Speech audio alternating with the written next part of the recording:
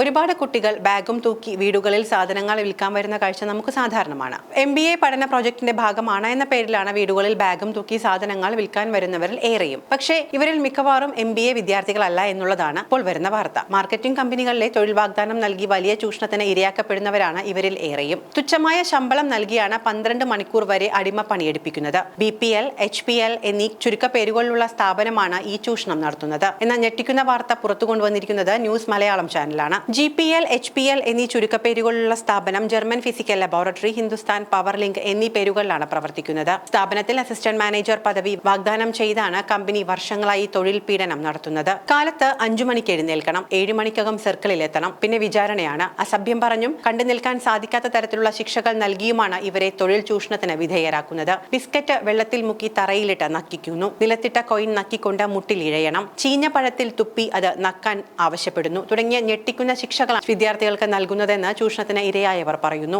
അർദ്ധനഗ്നരാക്കി നിർത്തി മർദ്ദിച്ചും തെറിവിളിച്ചും ചൂഷണം തുടരും. എന്നാൽ പുറത്തു പറയാൻ പേടിച്ചിരുന്നത് മേലുദ്യോഗസ്ഥരുടെ സ്വാധീനത്തെ ഭയന്നാണ് എന്ന് ഇരകളായ യുവാക്കൾ പറയുന്നു. എടുത്താൽ പൊങ്ങാത്ത ബാഗും തൂക്കി നമ്മുടെ വീട്ടുവാതിക്കൽ വന്ന് മുട്ടുന്ന പഠനത്തിന്റെ ഭാഗമായ പ്രൊജക്ടാണ്. ഒരു പ്രൊഡക്റ്റ് വാങ്ങുമോ എന്ന് പുഞ്ചിരിച്ചുകൊണ്ട് ചോദിക്കുന്ന ഈ കുട്ടികളുടെ ജീവിതം ഇങ്ങനെയാണ്. സെയിലിനിടയിൽ ഓരോ മണിക്കൂർ ഇടവിട്ട മാനേജറെ വിളിക്കണം. ടാർഗറ്റ് നേടിയില്ലെങ്കിൽ എല്ലാ ചീത്തവിളിയും അസഭ്യ വർഷങ്ങളും കേൾക്കേണ്ടി വരും. പേഴ്സണൽ ഫോൺ പോലും ഉപയോഗിക്കാൻ സാധിക്കില്ല. എപ്പോഴെങ്കിലും വീടുകളിലേക്ക് വിളിക്കാൻ അവസരം ലഭിച്ചാൽ തന്നെ ആരോടാണ് സംസാരിക്കുന്നത്, എന്താണ് സംസാരിക്കുന്നത് എന്ന് നിരീക്ഷിക്കാൻ ആളുകളും ഉണ്ടാകും. സാധനം വിറ്റാൽ മാത്രം അന്നത്തെ ദിവസം ഭക്ഷണം കഴിക്കാം, ഇല്ലെങ്കിൽ പട്ടിണിയാണ്. വെയിലും മഴയും വകവയ്ക്കാതെ ഈ നടത്തം തന്നെ തുടരണം. വൈകിട്ട് 7:45 ആകുമ്പോഴേക്കും താമസ സ്ഥലം കൂടിയായ ഓഫീസിൽ എത്തിച്ചേരേണ്ടതുണ്ട്. സൗജന്യ ഭക്ഷണമായ ചോറും മുളകും ഉപ്പും കൂടി കഴിക്കാം. കൃത്യം 10 മണിക്കൂർ ഉറങ്ങണം, ഇല്ലെങ്കിൽ തല്ലിയുറക്കും. 800 ഏജന്റുമാരാണ് Hindustan Power Link, German Physical Laboratory എന്നീ കമ്പനികൾ കേരളത്തിലാകെ നിയോഗിച്ചിട്ടുള്ളതെന്ന് പ്രൊപ്രൈറ്റർ ജോയ് ജോസഫ് പറയുന്നു. കൊച്ചി കലൂർ കേന്ദ്രമാക്കി സംസ്ഥാനത്ത് താലൂക്ക് അടിസ്ഥാനത്തിലാണ് ഓഫീസ് പ്രവർത്തനം. പത്രപരസ്യം കണ്ട് ചെല്ലുന്ന കുട്ടികൾക്ക് ഇന്റർവ്യൂ നടക്കുന്ന അന്നു തന്നെ ജോലി ലഭിക്കും.